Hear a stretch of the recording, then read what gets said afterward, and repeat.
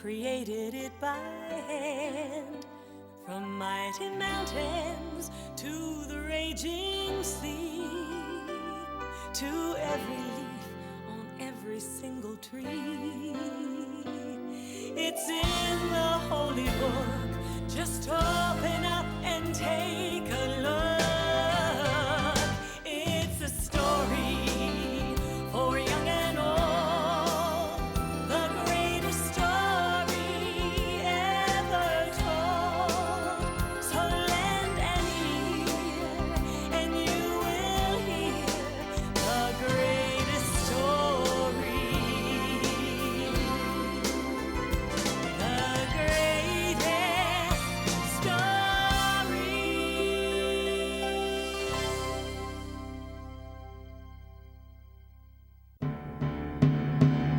It was a very sad day when the king of Babylon surrounded Jerusalem with his army.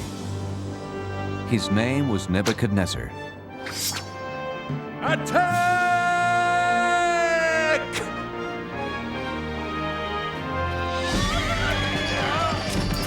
The king and his army stole things that belonged to God. Then they destroyed his temple. The king then ordered that the stolen things be taken back to Babylon, but that was not all he stole. Ashpenaz, take the brightest young men in Jerusalem. They must be very healthy and very smart, so they can work for me in my palace. Don't touch those. They are from the temple. They belong to God. Take everything back to our kingdom.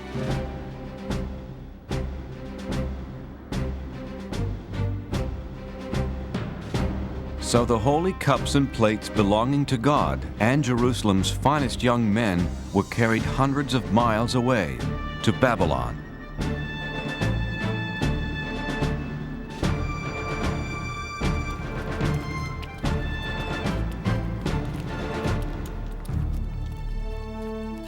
Among those taken were Daniel and his friends, Shadrach, Meshach, and Abednego. And even though Daniel and his 3 friends were hundreds of miles away from their home and the house of God, they stayed loyal to God.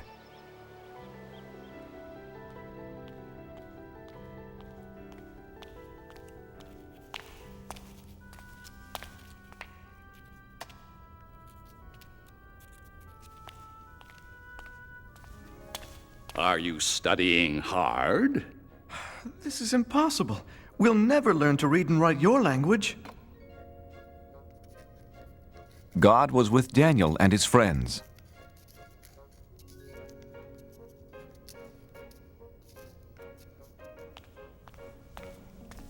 Your language is very interesting, Your Majesty. Teach us more. God gave them more wisdom than the other young students, and they loved him for it. In time, the king saw how the boys were 10 times smarter than all the wizards, magicians, and wise men in Babylon. And God gave Daniel something special, the ability to know and understand dreams. It was a good thing, too.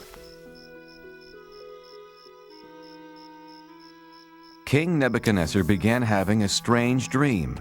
Arioch! A dream that kept him up night after night.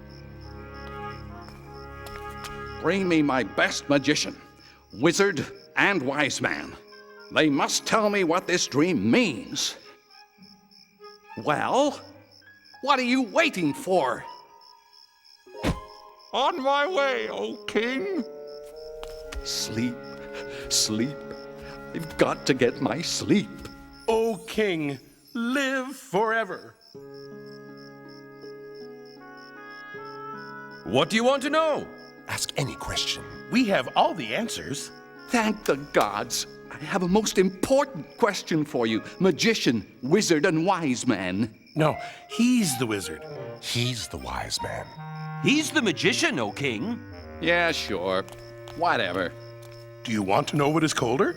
Snow or a dog's nose? Or how to turn goat's milk into cloth? Or the number of giants living inside the earth. No, no, no! I have been having a very strange dream night after night. That's simple. Piece of cake. No problem. So tell me what it means. Okay, but tell us what your dream was. Then we'll tell you what it means. Oh, no. If you are so smart, first tell me what I dreamed, then tell me what it means. You want us to tell you what you already know? Then tell you what you don't know? But you'll know if we know what you already know? Yes, yes, yes. I knew you were smart. Are you kidding? No way. Forget it. Tell me what I dreamed right now, or I'll punish all of you. But no one on earth can do such a thing. Only the gods can tell you that. And they don't live on Earth. That's it. Now I'm mad. I'll not only punish the three of you, but Ariok! Get rid of all the wizards, magicians, and wise men in Babylon! Well, what are you waiting for? On my way, O king. Arioch went to Daniel's house. He told him about the king's order to punish every wise man in Babylon. Wait, Arioch. Please, don't harm anyone tonight. Daniel, you're my friend. I'll wait, but only until tomorrow morning. Let's pray, my friends. God must help us understand the king's secret dream. No one should be harmed over this. Wake up, Daniel. I've come to explain the king's secret dream to you. Thank you, God. Oh, king, there's someone here to tell you what your dream means. Impossible. Who could be smarter than my wizard, magician, and wise man? One of the captives from Judah. You can tell me about my dream? No, not I. Is this some joke, Arioch? But God in heaven can explain all secret things.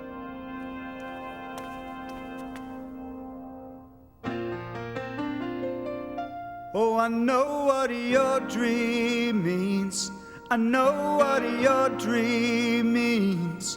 God has told me to pass the word about what I've seen and what I've heard. It's a simple message, sir, with a truly holy theme. Oh, I know what your dream means.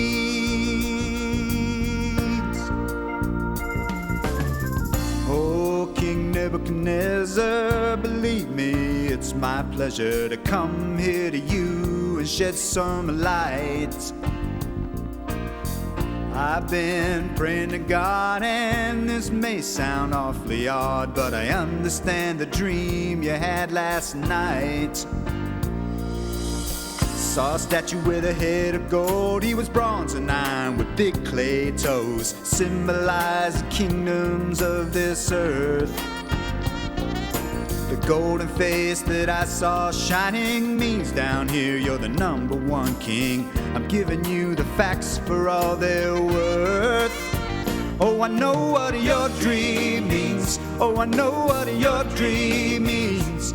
God has told me to pass the word about what I've seen and what I heard. It's a simple message, sir, with a truly holy theme. Oh, I know what your dream means. Now the rock that rolled on down and brought the statue to the ground shows that earthly kingdoms soon will pass. Yeah, the interpretation is that out of all the nations, God's is the kingdom that will last. Oh, I know what your dream means. Oh, I know what your dream means. God has told me to pass the word about what I've seen and what I've heard. It's a simple message, sir, with a truly holy theme. Oh, I know what your dream means. Oh, I know what your dream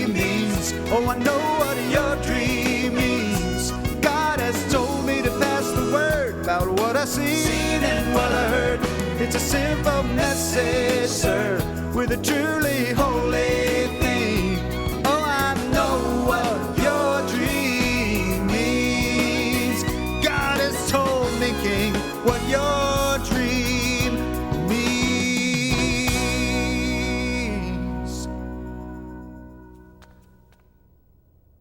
Exactly right. You are smarter than all of my wizards, magicians, and wise men put together. Not me, sire. God told me this secret. Not because I'm greater than anyone else, but so you can know what it means. But what does it mean? You're king for now, but neither you nor your kingdom will last forever. But God's kingdom will last forever. Your God is the God of gods, the King of all kings. Your God tells people things they can't possibly know. You deserve a reward. From this moment on, you will rule over Babylon for me and be in charge of all my wise men. O king, I beg you, do not punish them. Of course, anything you ask. What was your name again? Daniel, if I am to rule, I need help. I have 3 wise friends. Make Shadrach, Meshach, and Abednego leaders of Babylon as well. It shall be done, Daniel. Many years passed, and after King Nebuchadnezzar left the throne, his son Belshazzar became king. Daniel stayed in Babylon, and every day, 3 times a day, he faced Jerusalem and prayed to God.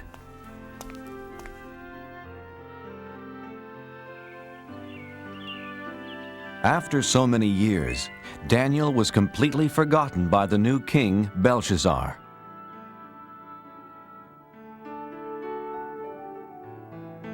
One night, King Belshazzar had a big party. The foolish king used cups and plates stolen from the house of God. Is everyone having fun? By drinking from the stolen cups, he dishonored God. He only believed in false gods made from gold, silver, bronze, iron, wood, and stone. Well, let us thank the gods for this wonderful party.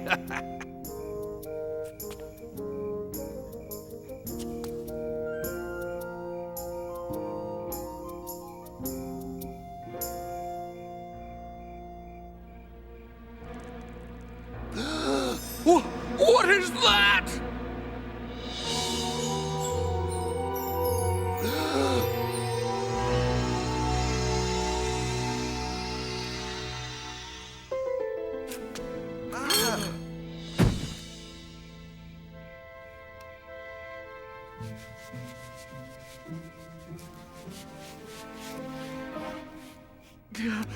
Wizards, magicians, wise men, come here, quickly!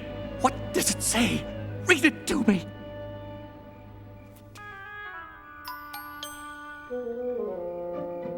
Many, meany, tickle person.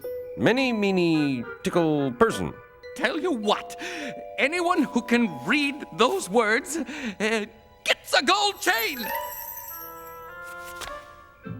Eeny, meeny, tackle, parsnip. Eeny, meeny, tackle, parsnip. Eeny, meeny, tackle, parsnip. How about this? A fine purple robe fit for a king. I'll even make you 3rd highest ruler in my kingdom. Impossible. Infeasible. Inconceivable. Is there no one in my kingdom who can read these strange words? I know of someone, my son. Tell me, Mother, who is it? In the days of your father, this man had wisdom like the gods. Call for Daniel. Are you Daniel, the one who believes in the God who created heaven and earth?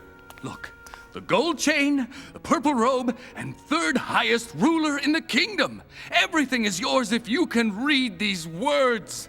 King Belshazzar, keep your gifts or give them to someone else. Oh, Then you can't read it either. But I can. And I will tell you what it says. Your father was so proud and stubborn he lost his kingdom. God rules over everything on earth, and he decides who will be king. You know all this, but you aren't sorry for the terrible things you've done.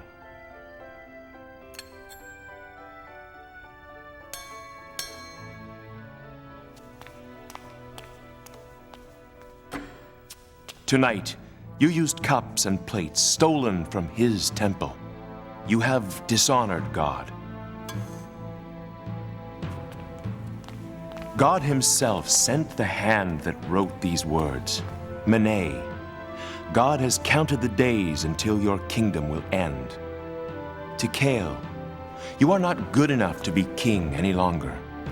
Upharsin, your kingdom will be given to some other people. Daniel, I know you speak the truth. King Belshazzar kept his promise and gave Daniel the purple robes and golden chain and made him the third highest ruler in the land. What Daniel said did come true that very night.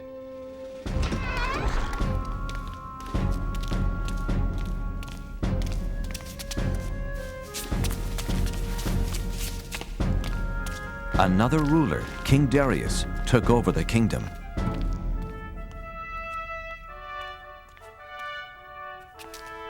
The new king picked 3 men to rule the kingdom, and since God had made Daniel very wise, Daniel was one of the 3. Soon, King Darius saw how Daniel was better than the other 2 men, and he planned to make Daniel the one and only ruler of the land. That made the other 2 men very angry.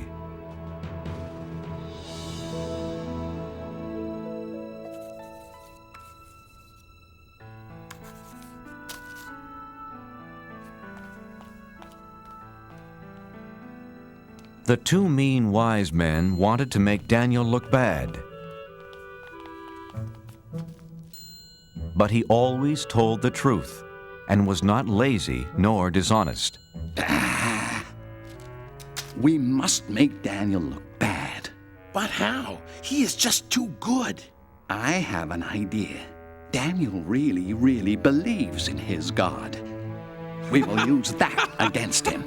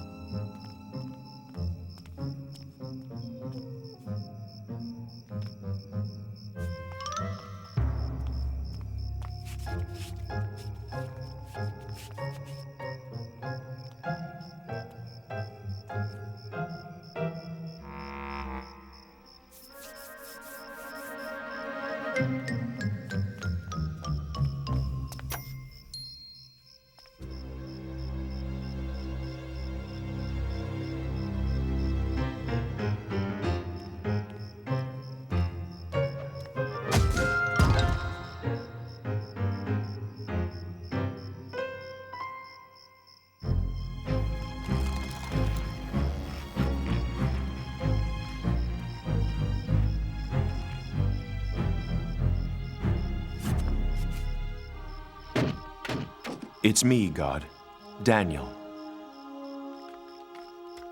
I was right. Daniel faces Jerusalem and prays to his God 3 times a day. This plan will work. I can't wait to tell the king. Hey, it's my plan. I'll tell the king. Not if I get to him first. Why, you...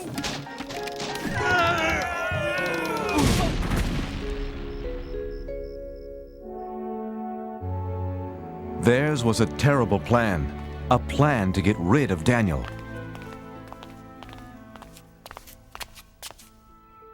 Oh, King Darius, you have many enemies.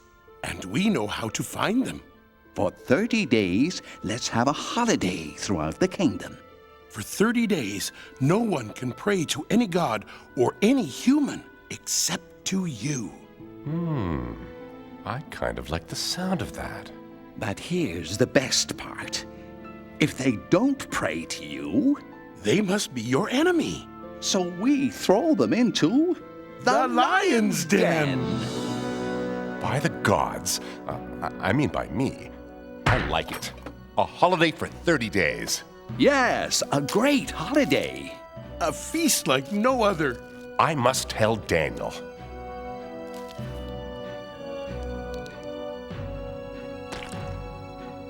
It's a wonderful new law. Daniel heard about the new law, but he was still loyal to God. He's breaking the king's new law. My plan worked. Daniel is praying to his God. Let's throw him into the lion's den. Wait, it wasn't your plan. It was my plan. Was not. I'm much wiser than you.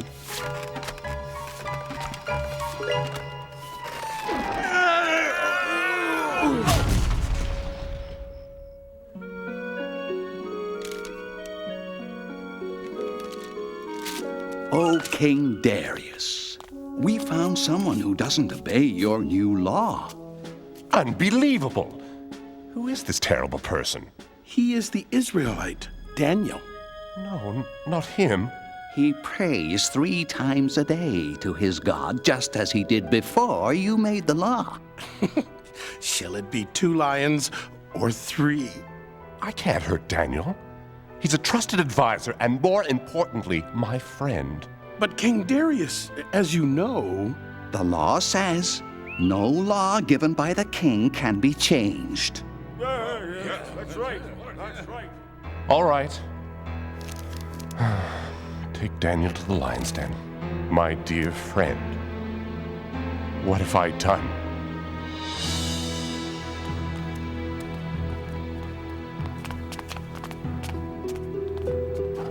I'm sorry, Daniel. I don't want to do this. You have always been loyal to your God. Maybe he will save you from the lions. Don't worry. I won't be alone down there.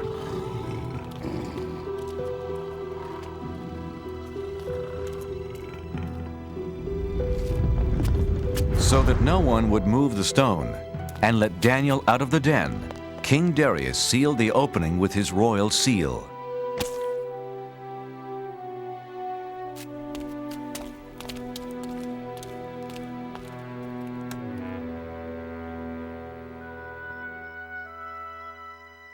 King Darius could not sleep that night. He was very worried about his friend. The next morning, King Darius ran to the lion's den. Oh, Daniel, has your God kept you safe? Open the lion's den!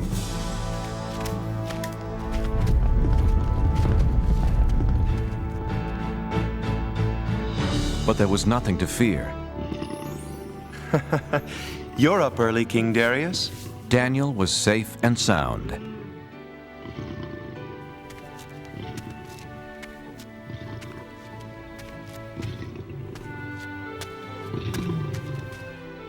I can't believe my eyes. You're okay. When the lions attacked, God saved me. He sent an angel to close their mouths. The lions didn't hurt me. Because God knew I hadn't done anything wrong. And I haven't done anything wrong to you, O King. Daniel, I'm so happy. And you call yourselves wise men? Take them away. That was a terrible plan. Don't look at me, it was your big idea. Was not. Was too. King Darius wrote a letter to everyone in the world. Peace and happiness to all.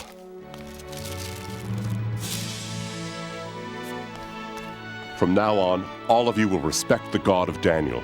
He is greater than any other God because he uses miracles to rescue and save people.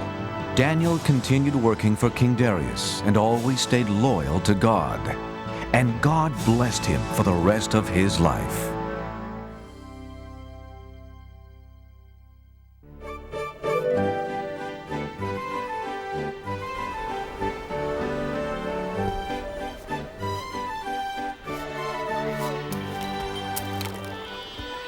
In the land of Israel, there was a prophet named Jonah. A prophet taught other people about God and his love. Jonah told his friends and neighbors that God loved all people. And like God, Jonah tried to love all people and all creatures.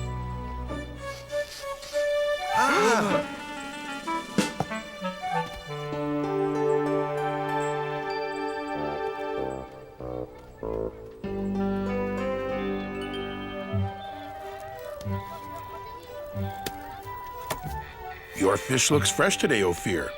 Yes, Jonah, the freshest you will ever meet or eat. You know how much I love eating fish. And I'll take a bag of peanuts. I see someone just as hungry as I am.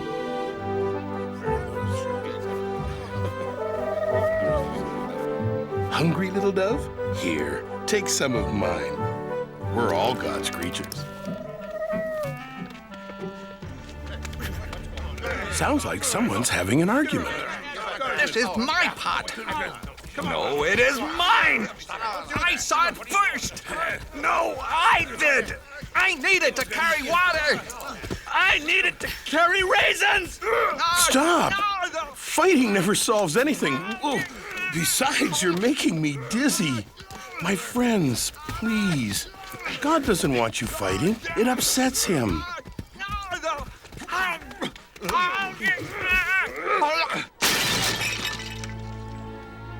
Now neither of you gets the pot. You were acting badly, just like someone from the city of Nineveh. Do you want God to think we act like the Ninevites? No! No, Jonah. Sorry, Jonah. The Ninevites are enemies of our people. I heard they stole a boat full of fish. Come on. Yes, they are thieves. Yes, they are very bad people. See what happens when you fight. From now on, we will act like Israelites and not be bad like the Ninevites. So Jonah had a very important job. He taught people about God's laws. There came a day when God had an even bigger job for Jonah.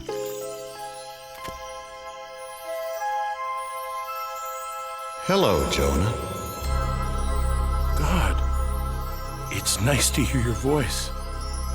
I have an important job for you. What is it? I will do anything for you. There are some people who are not obeying my laws, Jonah. Look what they're doing.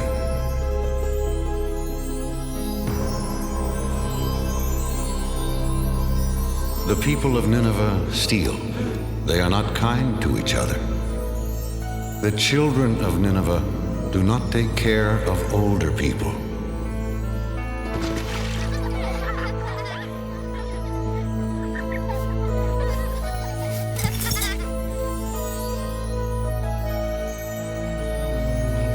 Others are lazy.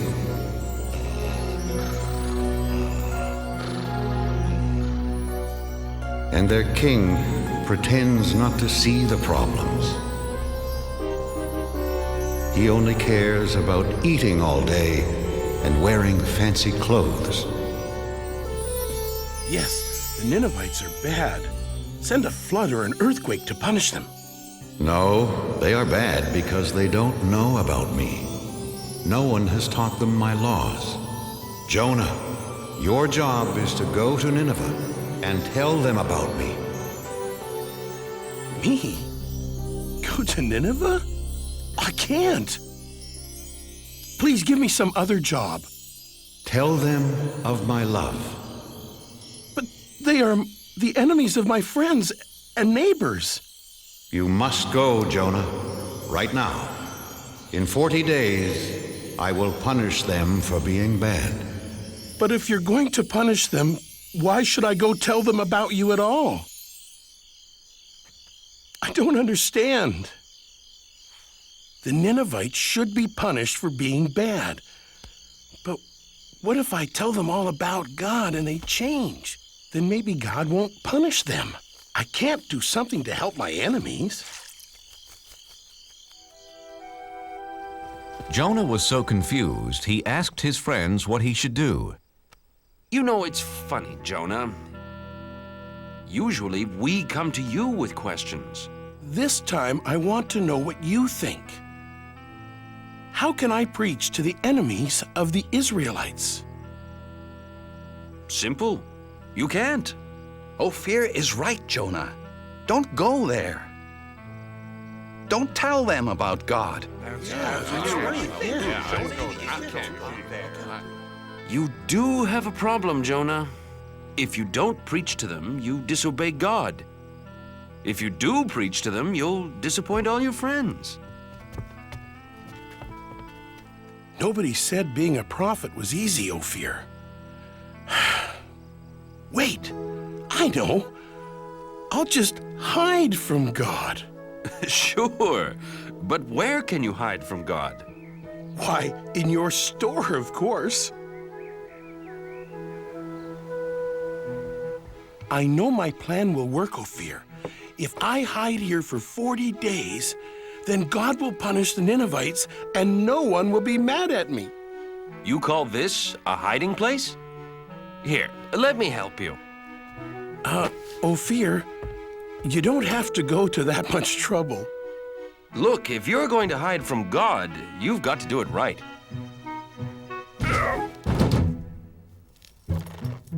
There! And my shop's never been cleaner. Ophir, do you have any flour for baking biscuits? Yes, in that basket. There. No! Wait! No! No!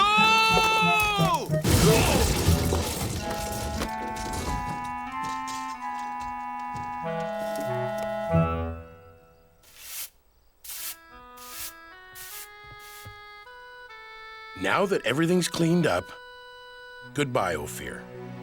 What? But Jonah, why are you leaving? I'm in the way, and I can't hide from God here in Israel. It's the first place he'd look for me. So where would you go? As far away from Nineveh as I can. I'll travel to the other side of the world, to a city called Tarshish.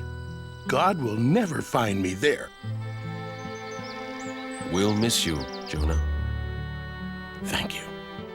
I have a very lonely trip ahead of me because God will not be with me. So Jonah traveled as far away as he could to run away from God. First, he walked across dry deserts. Then he climbed high mountains.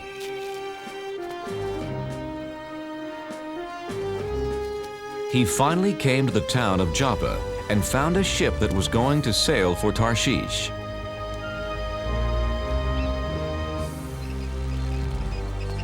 Captain, my name is Jonah. Can I sail with you to Tarshish? Sorry, Jonah. This ship only carries sailors and cargo. Besides, it's bad luck to bring a stranger on board, you know. The sailors on this ship weren't Israelites. They believed in many different gods. Ahoy, mate! Help me with this statue! Sure! Why not? What? Please, Captain, I must sail away with you. Why? Because I am running away from God. Why? Because he gave me a job to do and I won't do it. I must hide so he won't find me.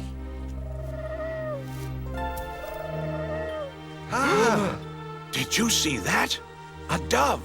He flew right to Jonah. A dove is a sign of good luck, Captain. Very good luck. With Jonah on board, we will have safe passage. They're right. Welcome aboard, Jonah.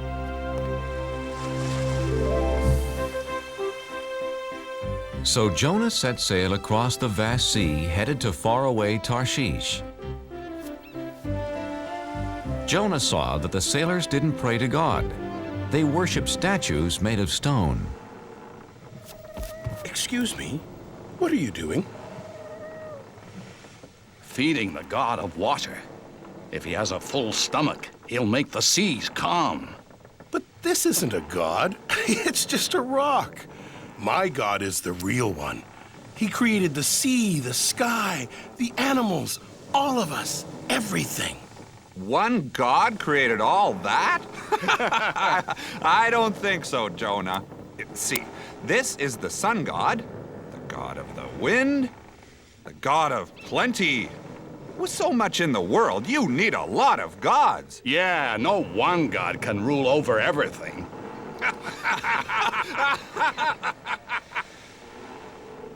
Yes, God does. He is the one and only God. Well then, if he is so wonderful, why are you running away from him? He wants me to go to Nineveh and tell them about him.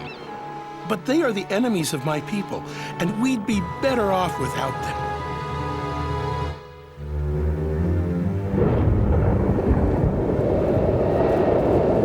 Oh, no! Captain, I've never seen a storm like that. Me either. We're in trouble. Whoa!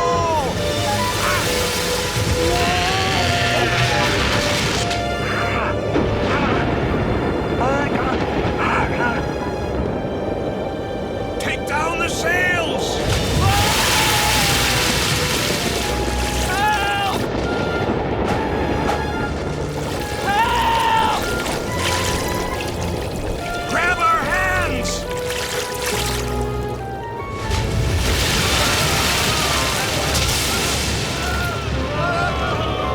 Men! The ship is sinking! Help me toss the cargo overboard!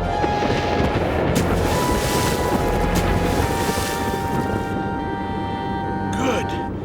We're safe now.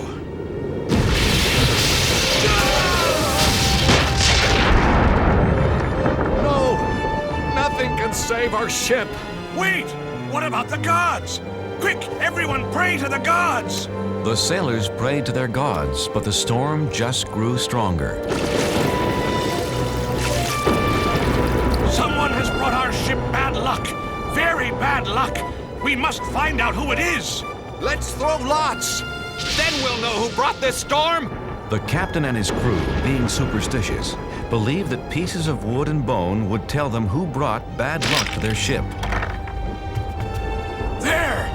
The lots point to the man who brought us bad luck.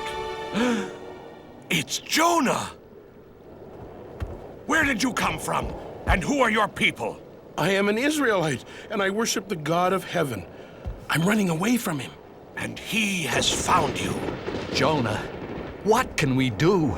How do we make the storm go away? Throw me overboard. You must save yourselves. Please, Captain. We have no choice. We must throw Jonah into the sea. His God is more powerful than any of our gods. Jonah, I'm sorry. We've done everything we could do. I know, Captain. It's not your fault. I made God angry. It's me, not you, who should be punished.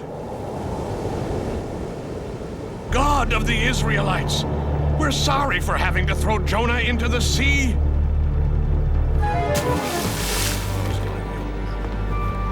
Poor Jonah.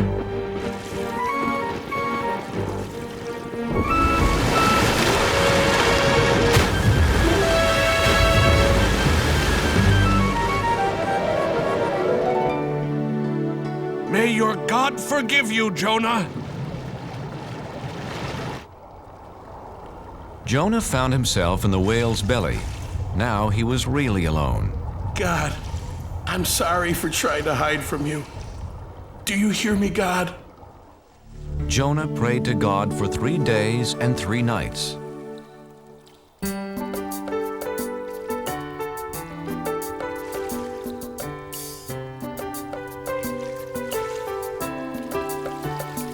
It's so dark inside this well, and I'm lost at the bottom of the sea. I was a fool to run from you.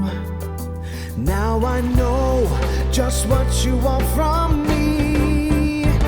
In the belly of a whale, one day has gone by. I promise to be true, and all you ask I'll do. In the belly of a whale, oh please hear my cry. Never will I hide. Your word will be my guide. From the belly of a whale, what can I do to thank you, Lord? What offer can I make? Look in my heart and you will find my life is yours to take. In the belly of a whale, 2 days have gone by. I promise to be true, and all you ask I'll do. In the belly of a whale, can you hear my cry? Never will I hide. Your word will be my guide. From the belly of a whale, now I can feel you near. I know that you are here. You have heard my plea and come to set me free. Set me free. In the belly of a whale, 3 days have gone by. I promise to be true, and all you ask I'll do. In the belly of a whale, I know you hear my cry. Never will I hide. Your word will be my guide. From the belly of, from the belly of a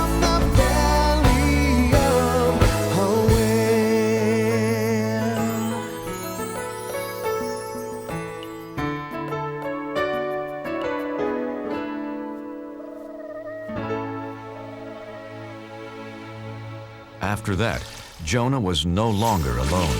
Hello, Jonah. Oh, God, I'm so glad that you're here with me. You tried to hide from me. Oh, yes, and I now know that was really, really wrong. Jonah, you have learned your lesson. Come on, let's get you out of here.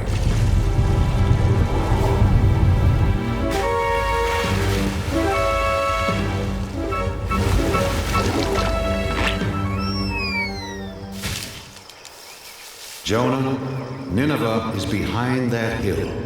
Hurry, go tell them about me and about my love. God, I'm ready to do it now.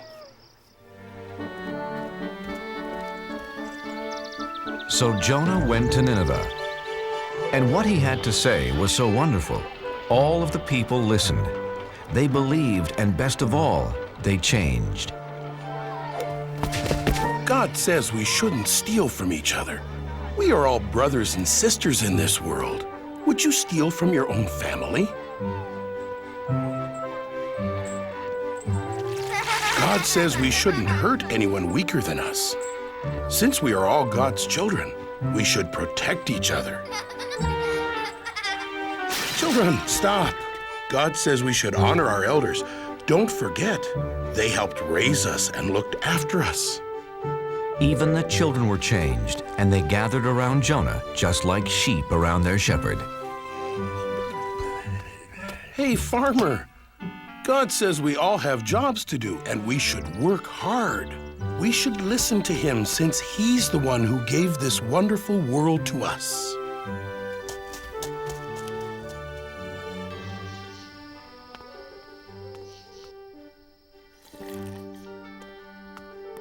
O King of the Ninevites, this is no way to lead your people. God tells us to care for one another. Ha! Why should I care what your God thinks? Because he is going to punish everyone in this city for being bad. Nineveh will be like this grape. Please believe me, King of the Ninevites. I was sent by the one and the only God. You only have a few days. I do believe you, Jonah. Then know his love and obey his laws. That's all he wants. Jonah told the king all about God's laws. My people, people of Nineveh, hear me. For 1 week, all of us must fast. No one will eat anything for 7 days, and all of us will wear rags. If we do this, we will show Jonah's God how sorry we are for acting so badly. After Jonah told the Ninevites about God and his laws, they changed their ways. Jonah then left the city. He sat on a hill above Nineveh to watch God punish them. Jonah, I'm proud of you. The Ninevites have changed their ways. But aren't you still going to punish them? I am not going to punish anyone, Jonah. But God, they are such bad people. Shouldn't they be punished? They have heard my voice through you, Jonah, and have changed their hearts. I love them as I love the Israelites, as I love all people. I was afraid of this. I saved the enemies of my people. Go home, Jonah. It will be okay. No, wait! Please, God. I am more confused than ever. Jonah didn't know what to do, where to go. He just started walking into the desert. Unfortunately, the desert was hot and he didn't have any food.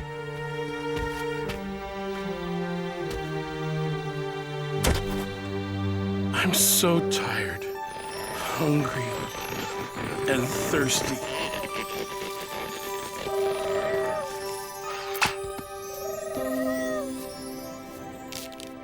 Thank you, God. Thank you for this plant and for saving me. The next morning, the plant was dead, and Jonah was mad. He was mad because God let a worm destroy the plant. Jonah, why are you angry? You let this wonderful plant die that gave me food and shelter, like you took away my hope yesterday when you didn't punish the Ninevites. You're mad because the plant is dead. You cared more about this small plant than the whole city of Nineveh, but you didn't do anything to keep it alive. So? How do you think I'd feel if I punished all the people of Nineveh? There are men, women, and children that I made and cared for over many years. They never knew or loved me until you came. Shouldn't I still care about them? Yes. Yes, you should. Go home and tell your friends about Nineveh and the plant. So Jonah went home. I can't wait to see my friends and eat all my favorite foods. Except for one food. It's going to be a long time before I eat fish again. Jonah was accepted back by his friends, and he spent the rest of his life teaching about God's laws, and especially about God's love.